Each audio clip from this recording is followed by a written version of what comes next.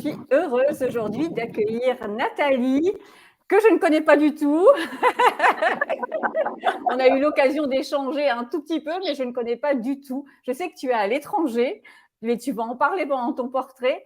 Je ne connais pas du tout ton histoire, je ne te connais pas du tout, donc ça va être une vraie découverte pour moi. En tout cas, merci beaucoup de me recevoir. Ça me fait super plaisir d'être là. C'est un plaisir partagé. Je te propose qu'on commence tout de suite. Ça me va. Alors, c'est parti. Alors, j'ai choisi cette photo parce que ça, pour moi, ça illustre le fait de devenir maman. Et pour moi, toute mon évolution, tous les changements dans ma vie ont été liés en lien avec ma parentalité. Dans le sens où, avant d'avoir mon premier enfant, j'étais dans un travail qui me convenait moyennement, je dirais. Qui me convenait moyennement dans le sens où je suis psychologue du travail. Et je travaillais comme psychologue du travail dans une entreprise, une grande boîte.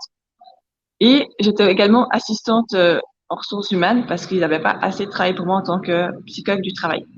Et quand j'ai annoncé que j'étais enceinte de mon enfant, on m'a enlevé ma partie de psychologue du travail en me disant dorénavant, tu ne seras plus qu'assistante RH. Donc, avec le recul, je pense qu'on pouvait associer ça à du mobbing. Mais voilà, sur le moment, ça a été très difficile, mais surtout, ça m'a confirmé le fait que le travail que je faisais, ça me correspondait pas du tout. Et quand j'ai accouché de ma première fille, donc, qu'on voit sur la photo, j'ai failli mourir lors de mon accouchement, en fait. Donc, j'ai vécu quand même un truc assez traumatique, si on peut dire. Et les gens étaient hyper présents pour moi, franchement. C'était génial, comme j'étais prise en charge à l'hôpital, comme mon enfant était pris en charge.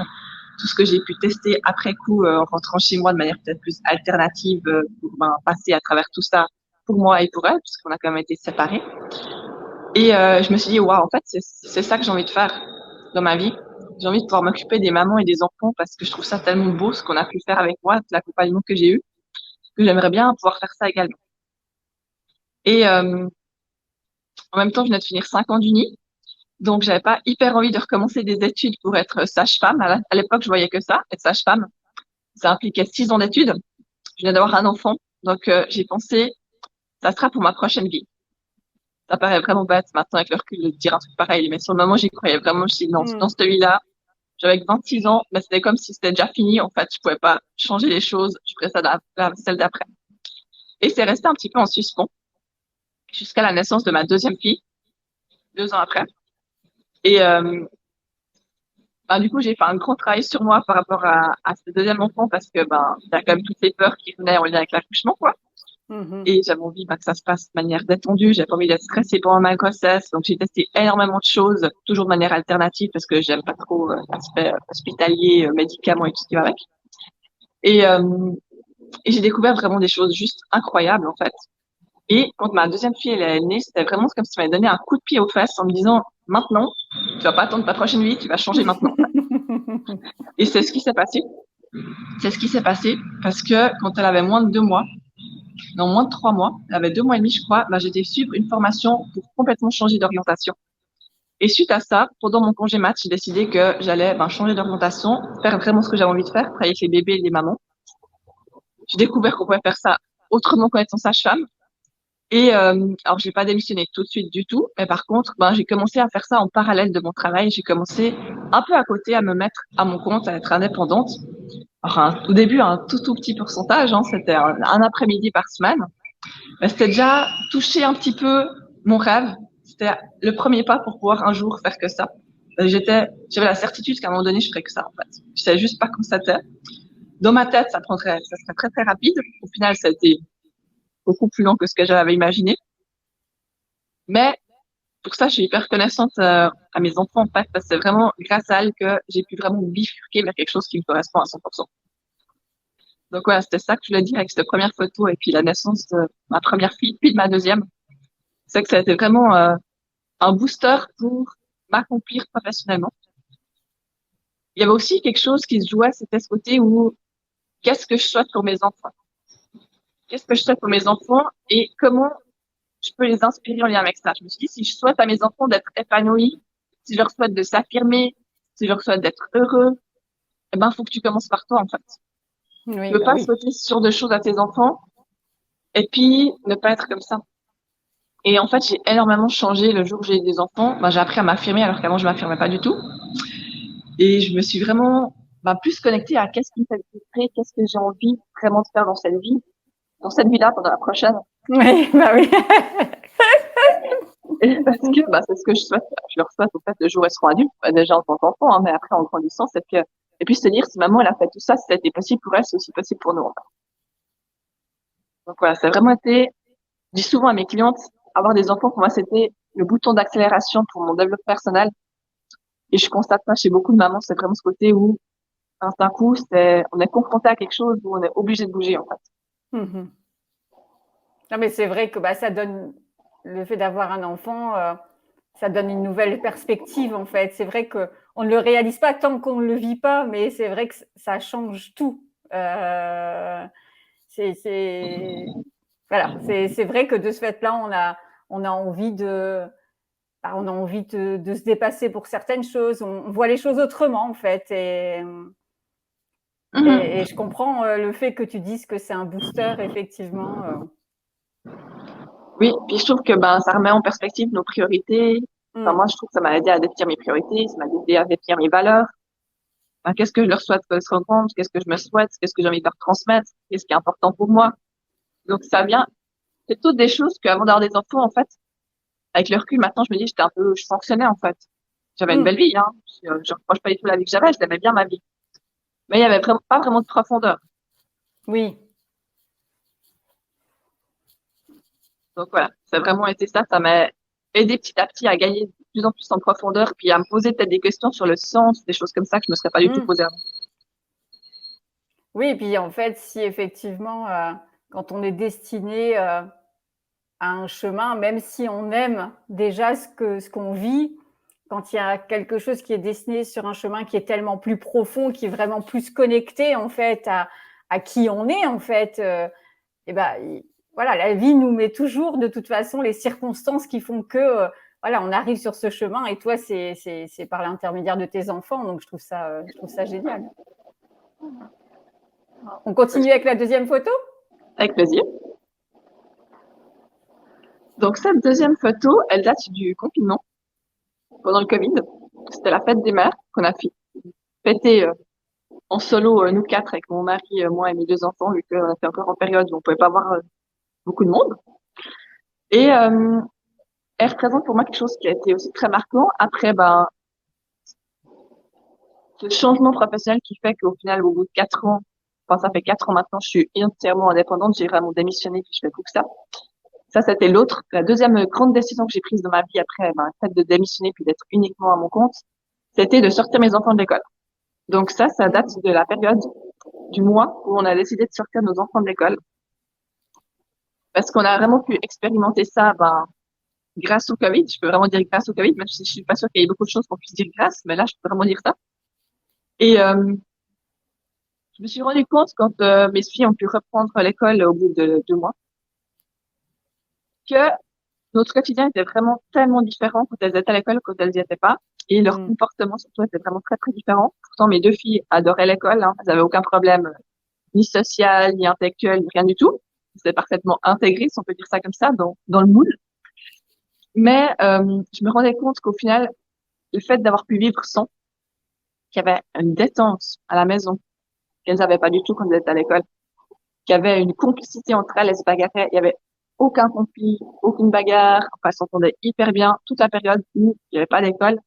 Et au moment où j'ai dit, vous allez recommencer l'école, en fait, ça a recommencé ces histoires de frères et sœurs. Je me suis rendu compte, là, j'étais, waouh, en fait, il y a un vrai impact. En fait, il y a un stress sous-jacent qui est tout le temps là. Et quand on est dedans, on n'en a pas conscience, mais quand on peut en sortir, qu'on a pu le faire grâce au Covid, c'est là qu'on en prend conscience. Et je me suis dit, moi, je vis la vie que j'ai envie de vivre. J'ai les horaires que je veux, parce que je suis à mon compte, je fais comme je veux. J'ai décidé que je commençais jamais à travailler avant 9 heures du matin. Je commence pas avant 9 heures du matin. Donc, comment moi, je peux leur imposer un rythme, au final, que moi, j'ai décidé de quitter parce que ça me convenait pas. Et on a fait le choix, de sortir de l'école. Bon, on a discuté on a discuté tous les quatre, mon mari, elle et moi.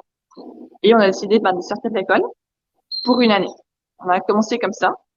Tous les choix dans ma vie, je les ai faits en me disant, on essaye, puis on avisera après. C'est Oui. beaucoup plus facile de les faire parce que souvent, quand on imagine quelque chose de permanent, ça fait beaucoup plus peur. Donc là, c'était vraiment, on les sort 1 an. On leur donne, au pire, ça sera une année de plus d'insouciance dans leur vie. Peut-être qu'au final, ça débouchera sur plusieurs années, on n'en sait rien, mais de toute façon, ça sera une année de gagner. Et c'était vraiment ça, avoir une année d'insouciance. Donc, on a fait ce choix, on les a sortis de l'école, et puis du coup, maintenant, ça fait 2 ans qu'on fait l'école à la maison avec elle. Et franchement, moi, j'adore. J'adore parce que dans mes valeurs, il y a l'aspect de la liberté qui est hyper important. La liberté, déjà de pouvoir bouger comme on veut, quand on veut, mais aussi l'autre chose, c'est la liberté d'être qui on est, d'être qui on a envie d'être, la Mhm. liberté de penser ce qu'on veut penser. Et actuellement, je pense pas que l'école permette ça, en fait.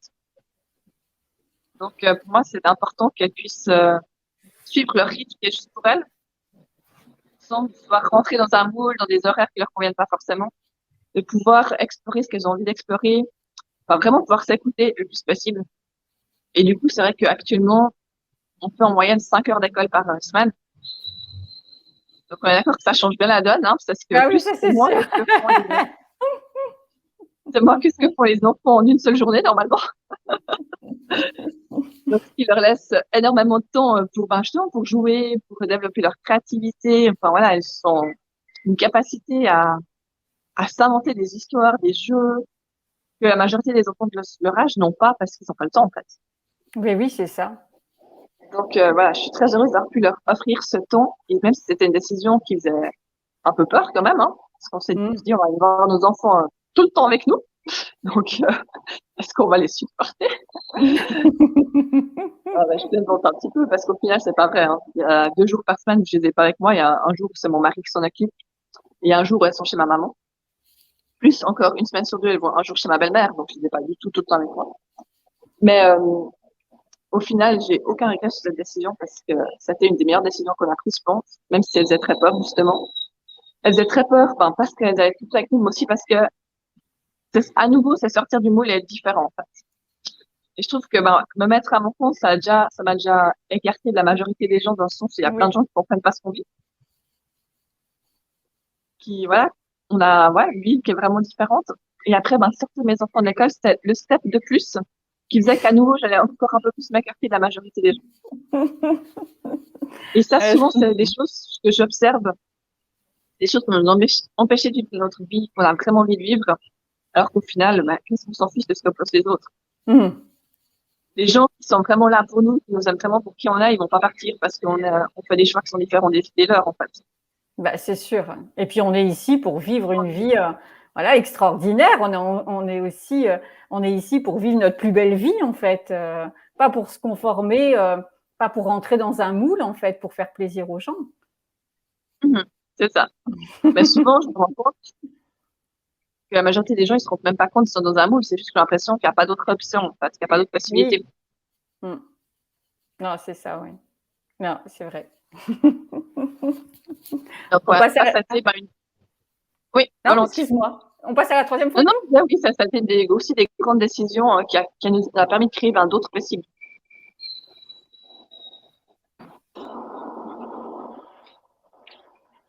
Donc, sur cette photo, c'était l'été 2021, juin 2021.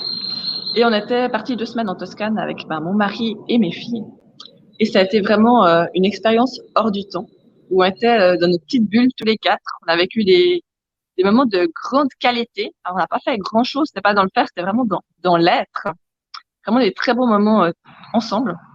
Et sur le retour de ces vacances, on s'est posé la question avec mon conjoint, mais comment on peut rester dans cette énergie, continuer à vivre des moments de qualité comme ça, être dans une aussi belle énergie familiale et vivre, ouais, vraiment l'idéal qu'on avait imaginé de la famille. Et du coup, on a commencé à réfléchir à qu'est-ce qui pouvait nous bloquer par rapport à tout ça, au fait qu'on puisse pas vivre ça dans notre quotidien. Et on a identifié 2 choses, c'était notre travail. Quand on travaille, souvent on est un peu plus stressé. Alors surtout lui parce qu'il travaille dans une entreprise, il y a toujours les interactions sociales, les problèmes qui viennent avec le fait d'être employé que personne ne mangeait pas. Et il y avait nos maisons. On a une maison, on est propriétaire et du coup, on est toujours en train de faire quelque chose dans cette maison. Toujours des choses à faire pour qu'elle soit belle, pour que tout va bien, pour rénover, etc. Le jardin idem. Et donc, on s'est rendu compte que quand on était chez nous, on était souvent On vivait un peu en parallèle, tous ensemble dans la même maison, mais on vivait pas forcément vraiment ensemble. Et on s'est dit, comment on peut réussir à vivre vraiment ensemble malgré tout ce qu'il y a à faire. Donc, on a dit, on va essayer de continuer cette belle énergie-là en rentrant des vacances, puis on réévaluera en essayant d'être attentif à ce qu'on a pu observer. Et autant dire que, voilà, ça n'a pas duré. On a vite retombé dans notre travers, dans notre quotidien, quoi. Bah oui. Et au bout de 2-3 semaines, je crois, quand on était rentrés, on a pris une discussion en disant, non, mais ça va pas. Une fois qu'on est ici, on n'arrive pas. Qu'est-ce qu'on peut faire? Donc moi, j'étais assez radicale. J'étais, on n'a qu'à vendre cette maison maintenant. Et puis, ou on part voyager, ou on vit quelque chose de différent, ou on part en location, peu importe, mais on vend la maison. Mon mari m'a trouvé un peu excessif. Mais puis, au final, au fil de notre conversation, on s'est dit, mais pourquoi on la louerait pas? Et on partirait voyager, parce que ça fait, pour moi, ça fait partie de ma bucket list. Même si lui, il était pas forcément très chaud sur l'histoire du voyage, mais voilà, c'était un de mes rêves, de partir voyager avec mes enfants et mon mari. Et il a eu besoin d'un petit peu de temps de réflexion et d'intégration, mais un jour, il est venu, il a dit, c'est ok, on peut partir voyager. Donc, on a commencé à faire toutes les démarches pour lui, parce que pour moi, j'ai rien besoin de faire, parce que je travaille déjà en ligne, et mes filles, vous êtes déjà à l'école à la maison, pour prendre un congé non payé. Et il a pu avoir 6 mois de congé non payé, donc on s'est dit, ok, let's go, on part 6 mois. Et dès le moment où on a pris cette décision, qui a été une décision pas facile, il a carrément stomatisé, il est tombé malade, enfin, ça a été, vraiment une grande décision. Il a très, très peur. Tout s'est mis en place. Ça change de nos habitudes, en fait. Et dès qu'on change de nos habitudes, effectivement, ça fait peur, quoi. C'est logique. Ah ouais, non, c'est clair. Puis il y avait ce côté, c'était en plein Covid, donc on savait pas comment on allait pouvoir voyager. Après, il y avait le côté, effectivement, d'être tout le temps ensemble. Après, il y avait le côté, est-ce que ça va nous plaire de vivre dans des autres pays? Peut-être que ça va pas du tout nous convenir. Lui, il y avait aussi beaucoup de peur par rapport au travail. Si au final ils se rendent compte qu'ils n'ont pas besoin de moi, puis qu'ils n'ont pas envie de me récupérer au bout de 6 mois, il y avait toutes des choses comme ça qui se jouaient. Je disais qu'il y avait beaucoup de peur. Mais bref, une fois que la décision a été prise, alors je dis pas que la peur elle est partie, de loin pas. Mais par contre, moi j'ai vraiment posé cette intention en disant, ok, si on décide de partir, faut que ça se passe de manière fluide et légère. J'ai pas envie qu'on se prenne la tête pendant 6 mois pour préparer ça, qu'on arrive à la fin de l'année épuisé, puis qu'on soit presque dégoûté en fait du fait de partir en voyage. Et c'est vraiment ce qui s'est passé. Donc, comme quoi, c'était une bonne décision, que c'était bien aligné avec ce qu'on vivait à ce moment-là. Parce que tout s'est fait de manière hyper fluide, en fait. On a carrément trouvé un locataire sans jamais mettre d'annonce, juste en parlant autour de nous.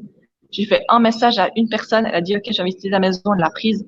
Donc, c'était juste assez incroyable comme les choses se sont faites. Et du coup, 31 décembre, on est parti. Et du coup, ça, c'est la dernière photo. C'est une photo, de notre voyage. C'est une photo de notre voyage. Donc là, c'est au Nicaragua. C'était à Granada. C'était il y a plus ou moins un mois. Donc, c'est vraiment, on est parti voyager en suivant le Covid, en fait. C'est-à-dire qu'on allait dans des pays qui avaient pas trop de restrictions et c'était facile d'entrer et puis de vivre pleinement ce qu'on avait envie de vivre là-bas. Donc, on a fait le Costa Rica, on a commencé par le Costa Rica, puis on a passé sur le Nicaragua et actuellement, là, on est au Mexique. Puis on est encore au Mexique pour un mois, puis ensuite on repartira en France parce que le rêve de mes filles, c'est de voir Paris. Nous, on est suisses, on n'est pas français. Donc, du coup, on leur a promis qu'on finirait par aller voir Paris et puis après, on va aller dans 2-3 endroits qu'on connaît. On est déjà allé plusieurs fois en vacances en Provence pour faire une sorte un peu de transition entre le voyage, les vacances et la rentrée chez nous. Voilà, donc on va terminer par quelque chose d'un peu plus classique pour aussi concilier les besoins de chacun parce qu'on se rend compte dans ce voyage qu'on n'a pas tous les mêmes envies, les mêmes besoins. Puis c'est vraiment essayer de faire des compromis pour que ça convienne à tout le monde puis qu'il n'y ait pas quelqu'un qui soit en train de subir. Pour mes filles, c'est quand même beaucoup plus compliqué. C'est quand même notre projet à nous. Et pour elles, il y a vraiment beaucoup de choses qui leur manquent de la Suisse.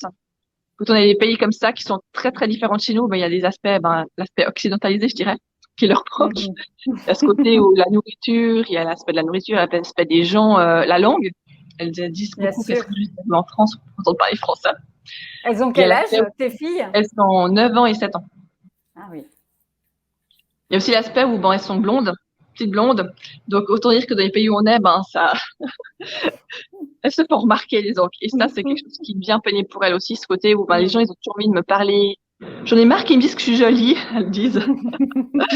Ils essaient de me toucher aussi, il y a ce côté-là. Donc voilà, il y a ce côté où on a fait des concessions, on a essayé de faire ce mois en France avant de rentrer.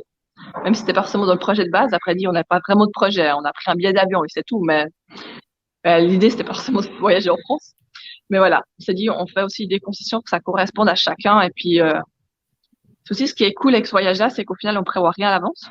Donc, on s'ajuste toujours en fonction de nos envies, de ce qu'on a envie de vivre. Tout à coup, on a fait beaucoup de de nature, on a envie de retrouver un peu de ville, on va en ville. Puis ensuite, on a fait de la ville, on a envie de retrouver la nature, on repart en nature. Et puis, on réserve toujours 1 semaine, 2 semaines à l'avance, mais pas plus que ça pour vraiment s'écouter, en fait.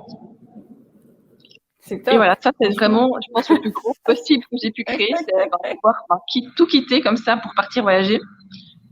Ce qui est possible avec toutes les décisions qu'on a prises avant, en fait, de me mettre comme indépendante, puis de sortir les enfants de l'école, ce qui fait que tout s'est fait dans la fluidité. Et aussi, un grand possible pour moi, c'est de me rendre compte que je suis capable d'entretenir ma famille. J'aurais jamais imaginé ça un jour. Alors, c'est possible parce qu'on vit pas en Suisse, on est d'accord, hein. Si on était en Suisse, ça serait différent. Mais l'empêche que, actuellement, je suis quand même la seule à travailler, puis on arrive à s'en sortir. Donc ça, c'est aussi, c'était un gros challenge, une grande, grande peur pour moi. Et puis, de me rendre compte que j'y arrive, c'est aussi quelque chose qui est hyper encourageant et gratifiant.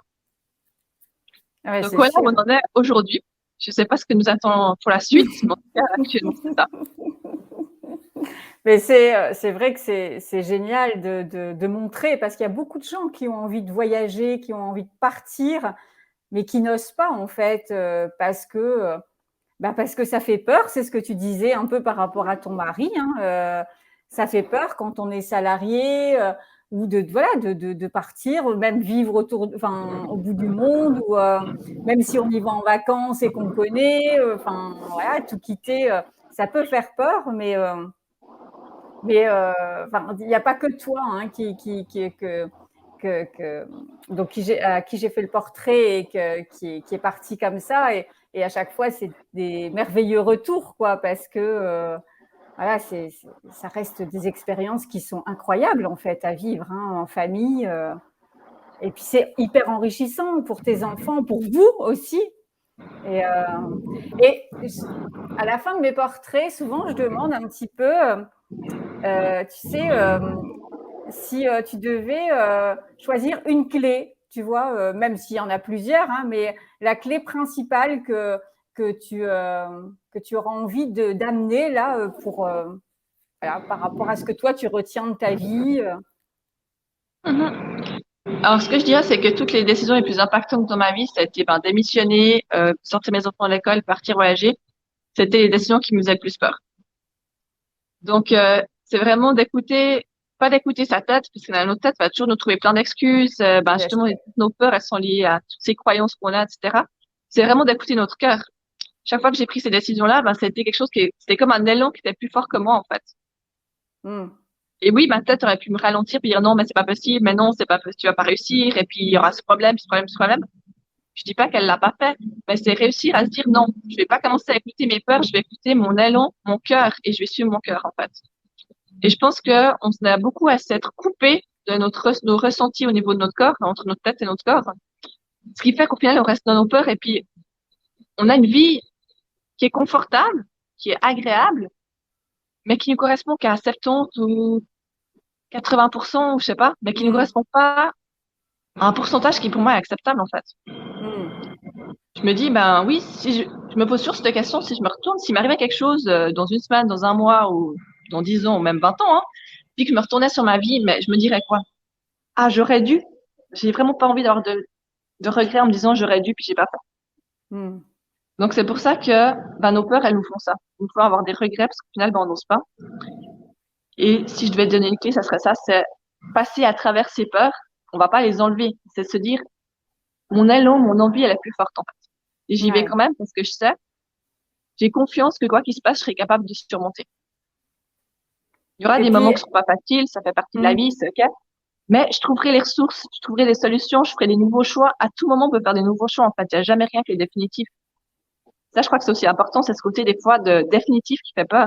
Mais il n'y a rien qui est définitif dans notre vie. On peut à tout moment changer nos choix. Bah oui, c'est ça, on peut choisir, on peut choisir à chaque instant, et à chaque instant, on peut faire un nouveau choix. Donc voilà, là, si on s'était rendu compte que ça nous convenait pas, on serait rentré au bout de 2 mois, au bout de 3 mois, on aurait pu prendre cette décision-là. Mes filles, je les ai sorties de l'école, chaque année, on réfléchit, est-ce qu'on les remet, est-ce qu'on les remet pas? Chaque année, on refait un choix, en fait. Et on peut chaque fois se réorienter différemment. Et si on se réoriente différemment, c'est pas que on a pris une mauvaise décision en premier lieu. C'est juste que je vois pas ça comme un échec, en fait. C'est juste, on a essayé. Je me rends compte, ça ne convient peut-être pas, puis c'est ok. Au moins, on a essayé. Oui. Et puis, c'était la bonne décision à ce moment-là. Et quelques temps après, voilà, c'est une autre décision parce qu'on change, parce que voilà, les choses, des fois, dans notre vie, font que les choses aussi ont changé et que on n'a plus les mêmes envies ou peu importe quoi, en fait, et on prend une autre décision à ce moment-là. Exactement. Mais quand voilà, on vraiment, écoute notre écouter son cœur, je trouve que c'est tellement important. Et quand on écoute notre cœur, comme tu disais tout à l'heure, tu disais tout s'est aligné, en fait, tout a été hyper fluide. Et quand on écoute notre cœur, c'est là où la magie arrive, en fait, où on a la sensation, on est souvent surprise où on trouve que c'est magique parce que justement tout arrive, tout est hyper fluide, tout est léger. C'est tellement facile, en fait, d'attirer les choses et tout se met en place naturellement, en fait. Exact. Alors que quand on a peur, on attire des choses qui font peur. La peur attire exactement. La chose. Donc...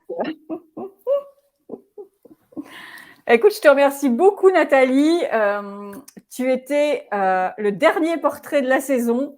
Et voilà, je suis très heureuse parce que c'est vrai que ça permet vraiment de montrer que, voilà, que on peut vraiment créer, on peut choisir la vie qu'on souhaite vivre, en fait, et créer la vie qu'on souhaite vivre.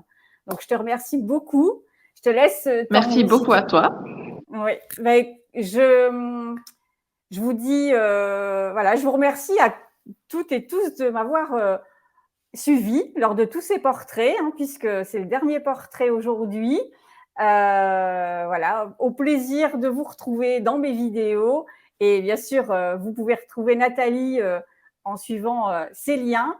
Et je vous dis à très, très bientôt. Nathalie, au revoir et à bientôt aussi. Merci, à bien, bye bye.